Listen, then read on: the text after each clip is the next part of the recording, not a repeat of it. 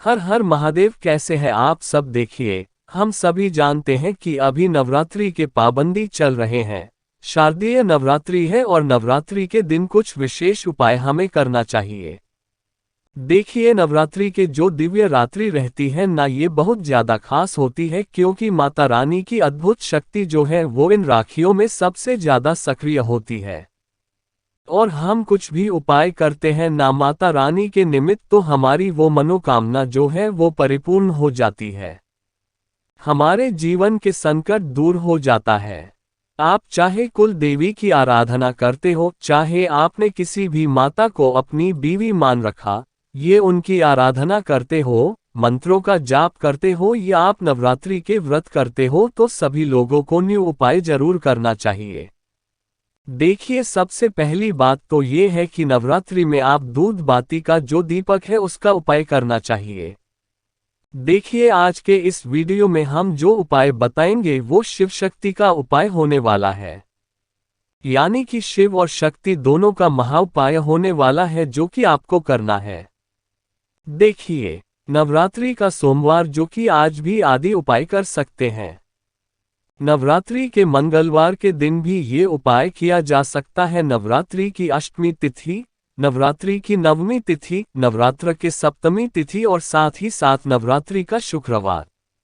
देखो एक बार और समझ लो, नवरात्रि का सोमवार, मंगलवार और शुक्रवार, नवरात्रि की अष्टमी तिथि और नवमी तिथि। देखिए, इन दिनों में आपको ये उपाय करना है, तो आज सोमवार है तो आप आज भी उपाय कर सकते हैं। आज के इस पूरे वीडियो में हम 3 बहुत ही सुंदर से प्यार से उपाय के बारे में बात करेंगे। सबसे पहला शिव शक्ति का जो उपाय होगा वो आपको 2 बाती का दीपक लगाना है।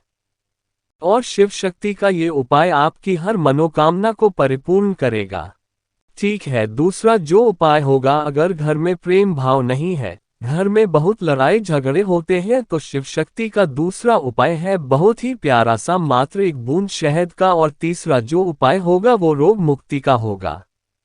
अगर घर में कोई भी किसी भी प्रकार का रोग लेकर के बैठा है या रोग जो है वो खत्म होने का नाम ही नहीं ले रहा है, तो रोग मुक्ति का सबसे अच्छा उपाय है ये जान रखना। नवरात्रि में ये उपाय करके रहना। अगर आपके घर के रोग की समस्या ज्यादा है तो आपको ये उपाय करना है, विशेष ध्यान रखना। ये मौका नवरात्रि में गंवाना नहीं है। देखो, आज के जो वीडियो पे उपाय है, तीनों उपाय पूज्य गुरुदेव की ही कथा सुनकर के समझ करके समाचार का प्रयास करूंगा।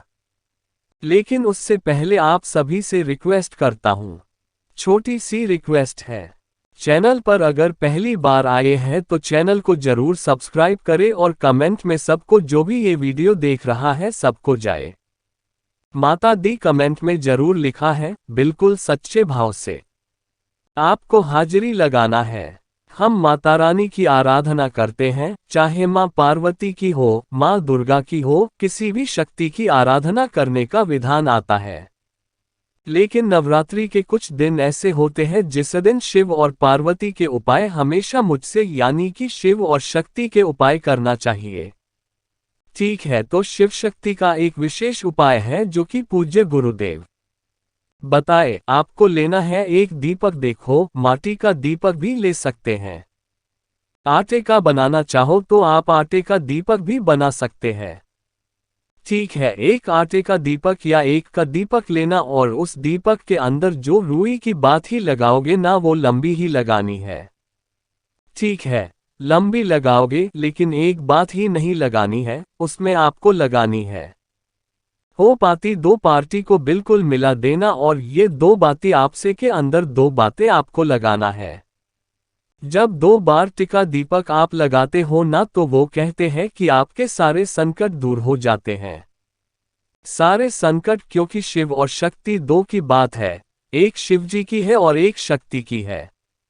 देखो, कई लोग बोलेंगे कि शिव जी को तो गोल बात ही लगती है। नहीं नहीं, ये जो उपाय है ये नवरात्रि के दौरान करने वाला एक विशेष उपाय है, जिसमें शिव शक्ति की एक दीपक में, एक ही दीपक में 2 बाती लगा करके दोनों बातों को मिला करके, मतलब गोलमोल करके दोनों को आसपास लगा करके बिल्कुल बद प्यारी से एक बात ही तैयार करना। और उसी दीपक के अंदर घी डालना, और इस दीपक को अब शिव शक्ति का ये जो दीपक है, आप शाम के समय प्रदोष काल के समय जो भी आपके यहाँ पर सूर्यास्त का टाइम हो, सूर्यास्त के बाद आप 45 मिनट के अंदर ये दीपक लेकर के जाना, और हो सके तो प्रदोष काल में लगाना, नहीं तो संध्या में सूर्यास्त के बाद आप ये उपाय कभी भी कर सकते हैं। वहां पर शिवजी के मंदिर में जाना, और शिवजी के मंदिर में उत्तरमुखी होकर के उत्तरमुखी मुक्त होना चाहिए, और दीपक का मुखबिर होना चाहिए, शिवजी की तरफ मुख होना चाहिए दीपक का, लेकिन दीपक ऐसी जगह रखना कि उत्तरमुखी भी मुख हो और शिव जी की तरफ भी मुख हो। इस प्रकार से दीपक रखना और दीपक को प्रज्वलित कर देना, और आपकी जो भी मनोकामना है वो आपको बोल देना है। नवरात्रि का विशेष उपाय है, आज करना चाहो तो आज कर लीजिए, नहीं तो नवरात्रि के जो विशेष तिथि और वार हमने बताया है उसमें आपके उपाय कर सकते हैं। बहुत ही प्रभावशाली उपाय है, जरूर इस उपाय को करना, हर मनोकामना आपकी परिपूर्ण होगी। देखो अब हम बात करते हैं दूसरे उपाय की। घर परिवार में बहुत ज्यादा क्लेश है, घर परिवार में बहुत ज्यादा लड़ाई होती है, घर में कोई भी एक दूसरे से ढंग से बात नहीं करता है, तो शिव शक्ति का ये दूसरा उपाय है। देखो आपको लेना है एक बूंद शहद, मात्र एक बूंद शायद लेना, और आपके घर में से जो भी क्लेश होगा वो निश्चित ही दूर होगा। साथ मिलना है तांबे के पार्टी के अंदर चल, देखो ये दोनों सामग्री लेकर के भगवान शिव के मंदिर में जाना है। अब आपके सीधे हाथ की जेलों में लेके पास वाली जो उंगली है जिससे अनामिका उंगली कहते हैं, उस अनामिका उंगली में शहद लगाना। अब देखो पार्वती माता का हस्ती कमल ठीक है, उसमें भगवान शिव का शिवलिंग ठीक है। अब आपको क्या करना है, पार्वती माता का हस्त कमल और शिवलिंग जो है जिससे जुड़े हुए रहते हैं, जो लिंक जुड़ा हुआ रहता है, वो जो स्थान होता है वो होता है गति भाग का, हमको सबको पता है। अब ये कटी भाग्य पर आपको शहद का लेपन करना है, पूरा घुमा देना 360 डिग्री में पूरा घूम, और पूरे कटिभाग में आपको लेपन करके रहेंगे। ये कटिभाग जो होता है ना, भगवान शिव और माता पार्वती को जोड़ता है, समझ रहे हो। लेकिन ये जो उपाय आप करोगे ना, तब आपके मन में यही कहना चाहिए जिसमें प्रकार से माता पार्वती और भगवान शिव सदा के लिए साथ हैं, उसी प्रकार से पति पत्नी में अगर लड़ाई झगड़े हो तो हमारे लड़ाई झगड़े दूर हो, हम भी साथ में रहे, ऐसी कामना करना। अगर में क्लेश होता है वो बच्चों की वजह से, तो माता पार्वती और भगवान शिव से प्रार्थना करना कि हमारे घर के क्लेश आपको दूर करना है। वहीं इस गिवन नवरात्रि में आपको ये पावन उपाय करना है। अंत में एक लोटा जल, शुद्ध जल, भगवान शिव के शिवलिंग पर आप अर्पित कर देना। ये उपाय पे आप कर सकते हैं, सुबह से लेकर रात्रि तक कर सकते हैं, रात्रि में करते हैं तो सर्वोत्तम होता है। देखिए अब हम बात करते हैं जिससे हो पाएगी। जैसा हमने आपको बताया कि अगर आपके घर में भारी से भारी रोग हो तो वो दूर करने के लिए नवरात्रि में केवल और केवल नवरात्रि में किया जाने वाला एक विशेष उपाय, माटी का तिलक लगाना उस रोगी व्यक्ति को। और आपके घर के रोग जो है, आपके घर में जो रोगी व्यक्ति है उसके रोग, देखो विशेष उपाय, तांबे का पात्र लेना, साथ में लेना है, कड़वी नहीं। देखो आप आज भी तोड़ सकते हो, सूरज के पहले पहले तोड़ सकते हैं, ठीक है। ये उपाय आज भी कर सकते हैं, तो नवरात्रि में किसी भी दिन कर सकते हैं, बहुत विशेष उपाय। तांबे का पात्र लेना, उसके अंदर कड़वी नीम के 2 पत्ते डाल देना, ठीक है। अब इस पत्र को जो भी रोगी व्यक्ति है, उस जहां पर भी वो सोता है, शयन करता है, उसके पास में ये लोटा रख देना, ढक करके भी रख सकते हैं, ठीक है। वो जो रोगी व्यक्ति है, अगर ये खुद वो उपाय कर सकता है तो वो खुद भी कर सकता है, नहीं तो घर का कोई भी व्यक्ति उसके नियमित कर सकता है, ठीक है।